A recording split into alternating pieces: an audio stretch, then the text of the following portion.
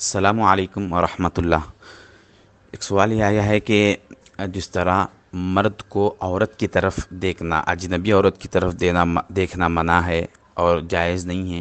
تو کیا اسی طرح عورت کا بھی مرد کو دیکھنا ناجائز اور حرام ہے؟ اسی طرح بہت سے مرد حضرات یعنی علماء کرام اور مفتیان نظام ان کے ویڈیوز آتے ہیں بیانات کے، تو کیا ان کے بیانات کو ویڈیو میں دیکھنا، ویڈیو کے طور پر، یہ جائز ہوگا یا نہیں کسی خاتون کے لیے؟ دیکھیے، جس طرح مرد کو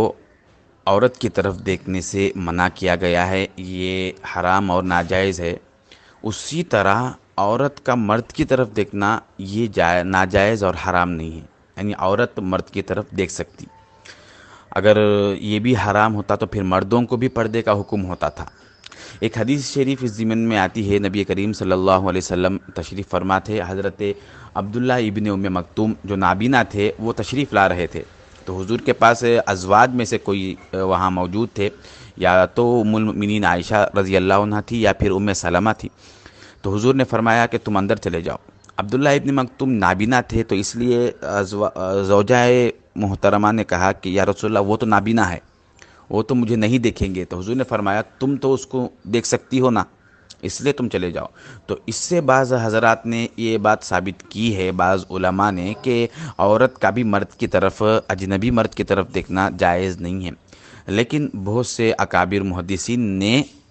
اس حدیث کی تشریح فرمائی یہ ہے کہ یہ نبی کریم صلی اللہ علیہ وسلم کے ازواج کے ساتھ ایک خاص حکم تھا، حضور نے جو فرمایا، یعنی حضور کی غیرت اس بات کی گوارہ نہیں کی کہ میرے زوجہ کو میری زوجہ کسی مرد کی طرف دیکھے، یہ حضور کو گوارہ نہیں تھا، یہ غیرت اور حمیت ہوتی ہے، اس حوالے سے ہے۔ لہٰذا اس تشریح کے لحاظ سے اگر کسی خاتون کا شوہر یہ کہہ دے کہ تم فلاں مرد کے ویڈیوز مت دیکھو، فلاں کا بیان مت سنو، فلاں مرد کو مت دیکھو، تو ایسی صورت میں پھر عورت کی طرف واجب ہے، لازم ہے، ضروری ہے کہ وہ اس مرد کی طرف نہ دیکھے، اگر شوہر کا حکم خاص آ جائے تو۔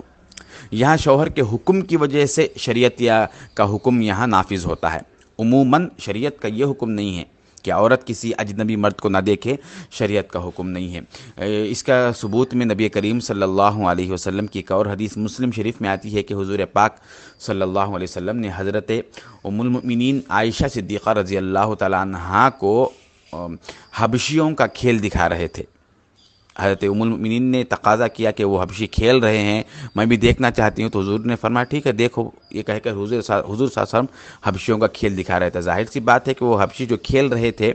ایک قسم کا کھیل تماشا دکھاتے تھے وہ لوگوں سے پیسے حاصل کرنے کے لیے، وہ سارے تو مرد تھے، حضور نے روکا نہیں بلکہ دکھایا ہے۔ تو قرآن کریم میں بھی ایک حکم ہے، قُلِ لِلْمُؤْمِنَاتِ يَغْضُضْنَ مِنْ أَبْصَارِهِنَّ وَيَحْفَظْنَ فُرُوجَهُنَّ، یہاں پر اللہ تعالیٰ نے فرمایا، عورتوں کے لیے حکم دیا کہ اے محبوب آپ ایمان والی عورتوں سے کہہ دے کہ وہ اپنی نگاہوں کو نیچے رکھے۔ اس آیت کی تفسیر پھر یہ ہوگی کہ اگر کوئی خاتون شہوت سے دیکھ رہی ہے کسی مرد کو، شہوت کا غلبہ اگر ہے، تو پھر ایسے وقت میں پھر بالکل اجازت نہیں ہوگی، ایسے وقت میں۔ عموماً تو مسئلہ یہی ہے کہ عورت مرد علماء کرام اور مفتیان نظام کے ویڈیوز وغیرہ بیانات سن سکتی ہے۔ اگر کوئی کسی خواہش کے نظر سے دل میں ارادہ آ رہا ہے تو پھر بالکل اس طرح کے بیانات بھی عورتیں نہ سنیں، اگر دل بالکل صاف ہے۔ دیکھیے، عموماً عورت جب مرد کی طرف دیکھتی ہے تو اس طرح کا خیال غالب نہیں آتا، عورت کا مزاج ہے، اور لیکن مرد کا یہ مزاج ہے کہ جیسے ہی وہ عورت کی طرف نظر کرتا ہے، فوراً اس کی شہوت میں ابھار بہت جلد پیدا ہوتا ہے۔ یہ نفسانی کیفیات کے لحاظ سے شریعت کا حکم ہے۔